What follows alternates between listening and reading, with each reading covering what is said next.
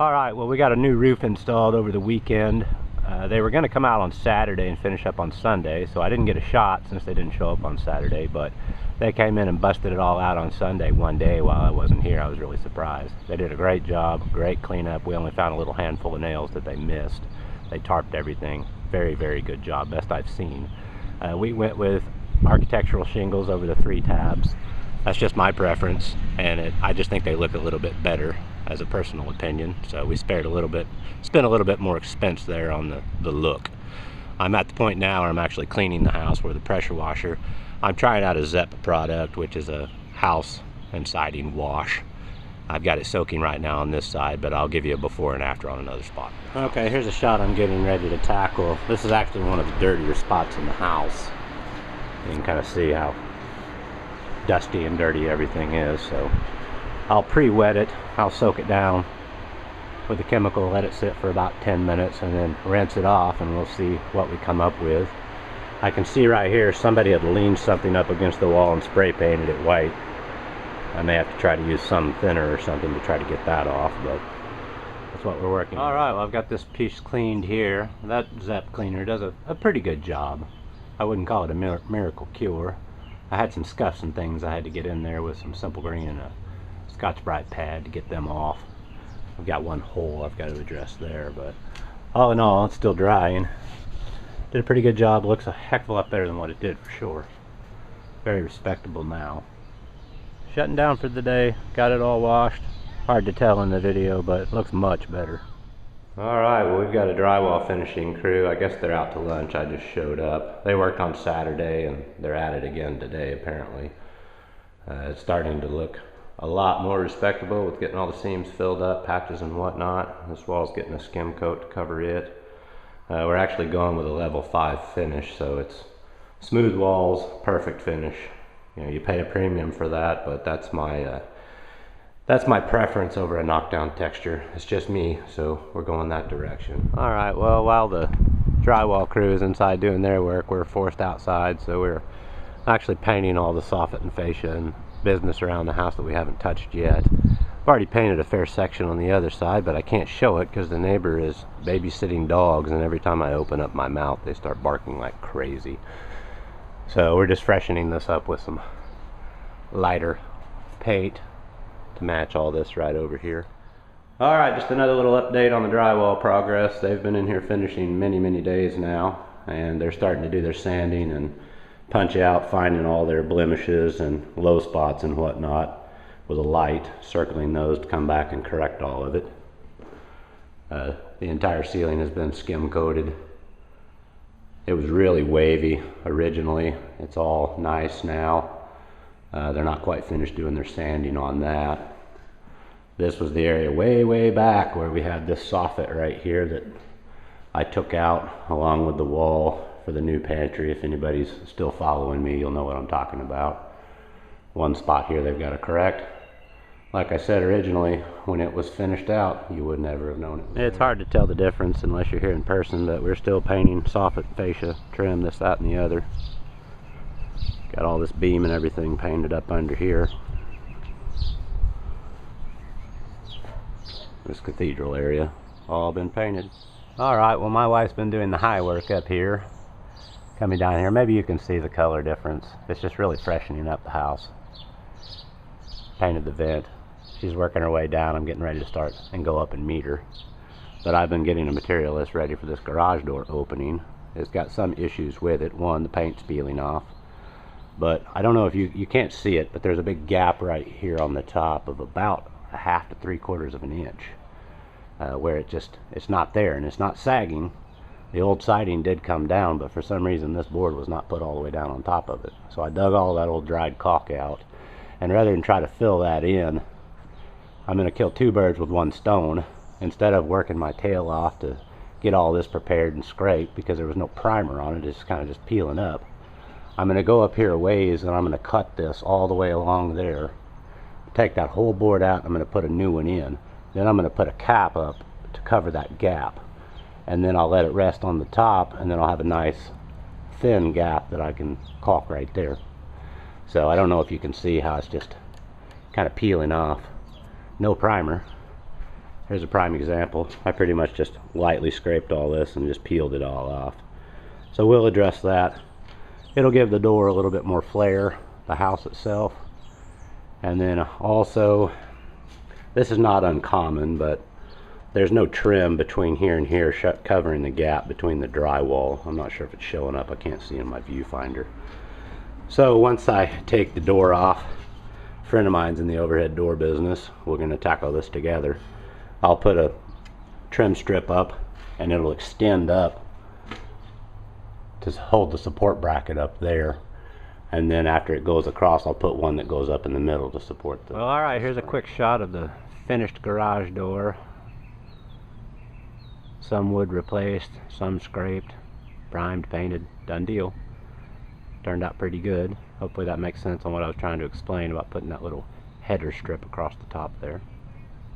So once we get a white garage door on here, it's going to look a heck of a lot better. Alright, the drywall finishing crew's wrapped up. It turned out pretty good. There's some areas that I had to go around and fix. It really wasn't worth calling them back to do that. You know, pinholes, a few low spots, things like that. No big deal. Okay, we're in the process of emptying out all the business in the garage and loading it into the house so the finishing crew can come and take care of all this business for us. I'm in the process of cleaning out this equipment closet here, yanking out the heat and air system. I'm going to, as well as remove the hot water tank temporarily, just so we can let them get in here and fix things, make it a little bit more presentable. A little bit in the ceiling I'm going to cut out, put in new pieces where there's obviously been some water damage from leaking flashing over the years. You can see how this was installed. It was obviously a shorter tank. Rather than get a new longer piece of single wall pipe, they just put the old vent hood on top of the new one, kind of cobbled it together. Keeps falling off. You can see this isn't even connected. They've got it wrapped with duct tape instead of foil tape. No screws in it. So this is what well, alright, finally got the garage cleaned out. There's tons of stuff in here. Patched some holes.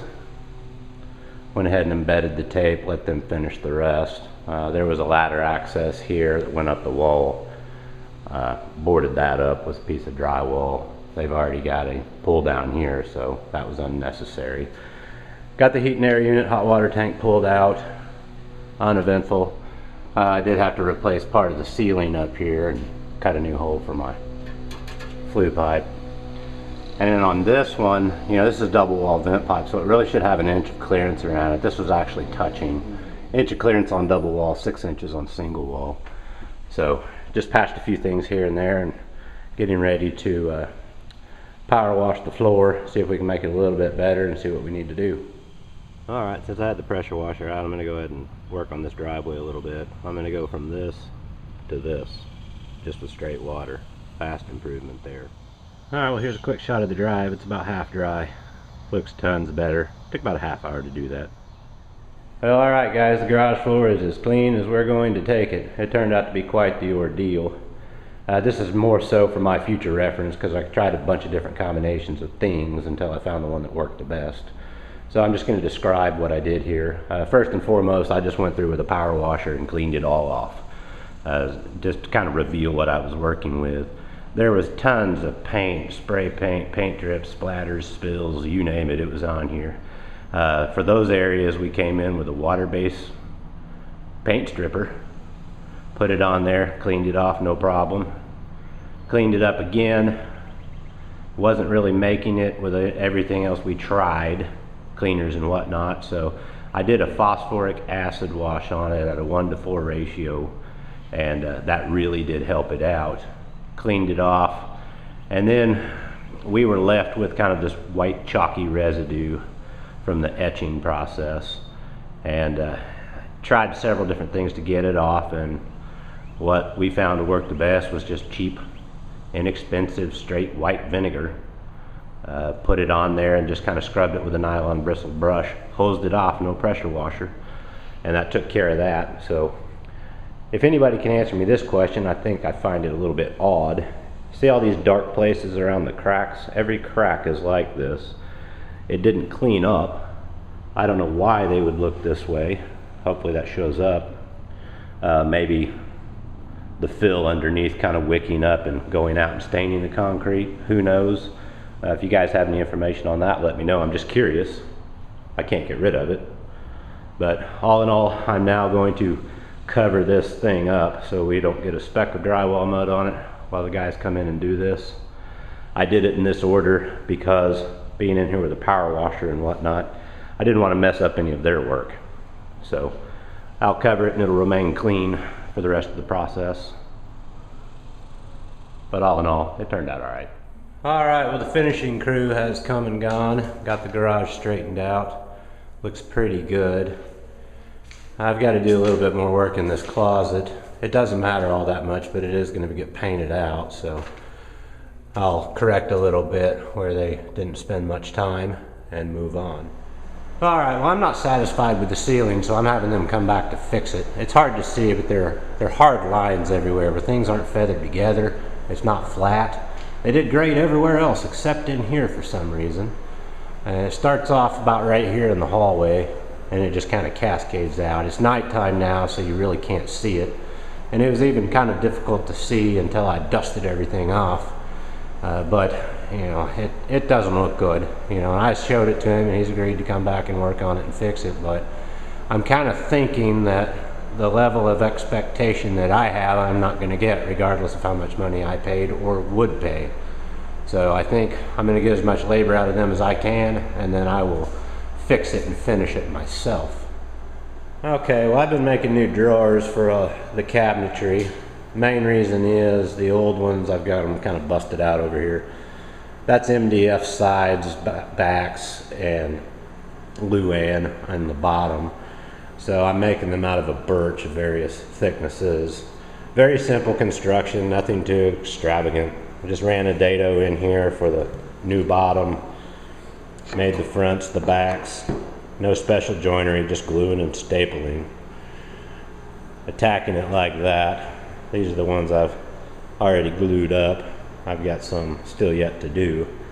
But the material for this was actually here, and I had just enough of minimal scrap to make all these, so might as well. The only thing I'm outlaying is my labor, a little bit of glue, and some fasteners.